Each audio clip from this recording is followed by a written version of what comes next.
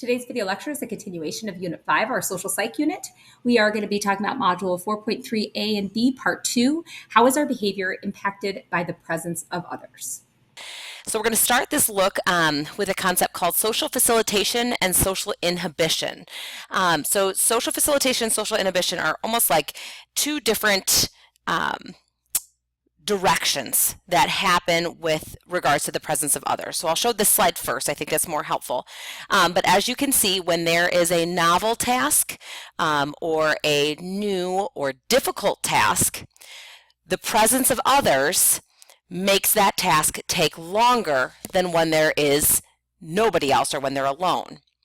In contrast, well-learned tasks or tasks that are easy, you tend to do faster or are more successful at when you have the presence of others, when you have others who are watching you. So we see there's the alone group, so these who are doing the task alone. The mere presence just mean you are within the same vicinity as other people. And then the experimental group, this is a group that's exposed to being watched while they are doing those tasks. So back to here, there's one experiment that was done is called the pool experiment. So they took individuals who were good at playing pool, shooting pool, and those who were not so good at it. And what they found was that when they were alone, those that are good or who are successful at pool already, they had 71% of the time they got the ball in the hole. When they were watched, 80% of the time they got a ball in the hole. In contrast, those that were not good at pool, it was not a well-learned task, it's something that they are not good at or well-practiced, they got 36% of the time they got the ball in the hole when they were alone. And then when they were in a group and being watched, that number went down to 25%. So we see in the group where that task was very difficult, social inhibition occurred, where they did worse with the presence of others. In contrast, those that were good at playing pool, social facilitation occurred where they did better when playing pool. So that's one way in which individuals impact us. Another concept is social loafing that happens. And what you see here is this is a kind of a pictorial representation of one of the most famous experiments done on social loafing. It's called the tug of war experiment, where they gave people some people thought that they were working in a group and some people thought that they were working alone. And so what they did is they had like the rope connected to some sort of contraption that can measure how much pull effort is being put in.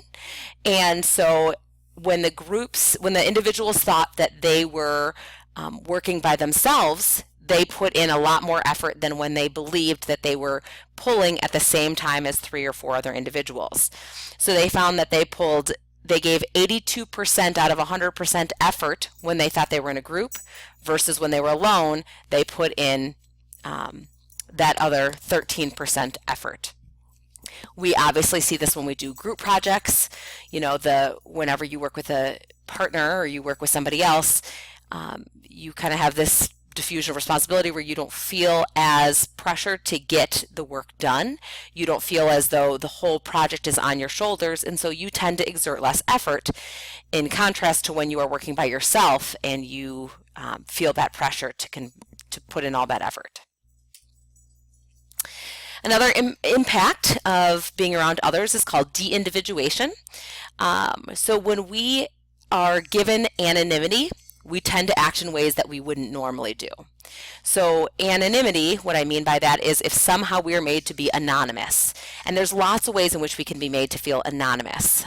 This can be through wearing a mask. This can be through being in a large group of individuals. This can be online when we're behind a screen. Those are all ways in which we are given where we are de-individualized or where our identity is hidden. And when our identity is hidden, we tend to do things that we wouldn't normally do. For example, one study that was done looked at individuals who were, half of them were given a KKK mask and the other half were given no mask, and they were asked to administer electric shocks to somebody in another room. and they found out that those who were wearing the KKK hoods versus those who weren't wearing the hoods administered 2 times the shock to this innocent victim. Now, obviously, the shocks weren't real, but 2 times the shock to that participant than if they didn't have the mask on. There's also another experiment done that was called Deviance in the Dark, I think is what it was called. But what they did is they took a group of strangers and they put the strangers in a room, a dark room versus a lit room. And they found that when they put them in the dark room, the individuals were shared much more personal information, were more likely to touch each other, not in an inappropriate way, but like give a hug or hold each other's hands, had created tighter, intimate bonds with a stranger as compared to the group that had the same amount of time with strangers in a lit room.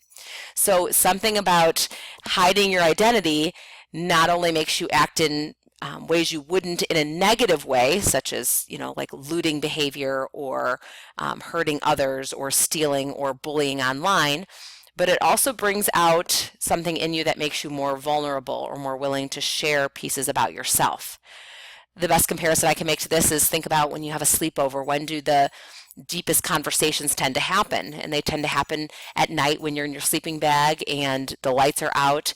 That's when we tend to have those conversations, because when somebody can't see our eyes, we tend to feel more vulnerable. So that's deindividuation. Another concept is group polarization. And group polarization looks at how discussion with like-minded individuals enhances our original opinion. So this is some results from a study done, you can see on the right, where they found out how much prejudice individuals had and put them into 2 different groups. One was a high prejudice group, one was a low prejudice group. And then they had the high prejudice and the low prejudice group together, so the high prejudice together, the low prejudice together, discuss their pre-existing beliefs and attitudes. Then they retested them to see, did their opinions change? And we found that those that had high prejudice became even more prejudiced after conversation, and those that had low prejudice had even lower of prejudice after the discussion and conversation. So when we talk with people who share the same belief and perspective as us, that shared perspective grows in strength. Now this can be really scary when we think about like extremist groups or we think about terrorist groups. When you take individuals who are a part of a terrorist group who all share a similar belief of dislike for a certain group of individuals, what happens is that when they're together all the time discussing this hatred that they have, that hatred goes stronger and stronger and stronger. And so this is where we see that strengthening of extreme beliefs that occur with individuals in terrorist groups. We also see this online. If you get together and have conversations with people who share your same belief on the internet, again, those negative beliefs will grow more negative, and in contrast, those positive beliefs will grow more positive. So this can have a good and a bad effect on individuals. Finally, groupthink is the last one we're going to look at with regards to how groups impact us. And with groupthink, the big question we ask is, are group decisions better than individual decisions? When we have to make a risky decision, or when we have to decide, say, as a jury, whether or not somebody is guilty or not, is it better to make a decision as an individual or as a group? And I think that in our minds, we tend to think that the more minds you have, the better, the more perspectives you have, the better, the more likely it is that you're going to make the right decision. But according to psychological research, that's not always the case. Poor decisions oftentimes are made by groups if the groups have certain characteristics to them. For example, if you have a group that has all like-minded individuals, well, that's going to make it more likely that you're going to make a poor decision because you're not going to hear any outside ideas. If you have a biased leader, so a leader who really has a belief and a perspective that's well known and does not welcome other ideas, If you have a group whose followers are fearful to speak up because of being rejected or made fun of, again, where they feel less worthy or less a part of that group, then they're less likely to bring up their opposing ideas. If there's lack of exploration of options, so if the group has presented one option and they decide not to look at any other ways of behaving, that can lead to poor decision making. If you have failure to consider consequences, so thinking beyond just the day of that decision, but what are the long-term ramifications of the decisions that you're going to make, as well as if groups have time constraints, if they only have a certain amount of time to make a decision.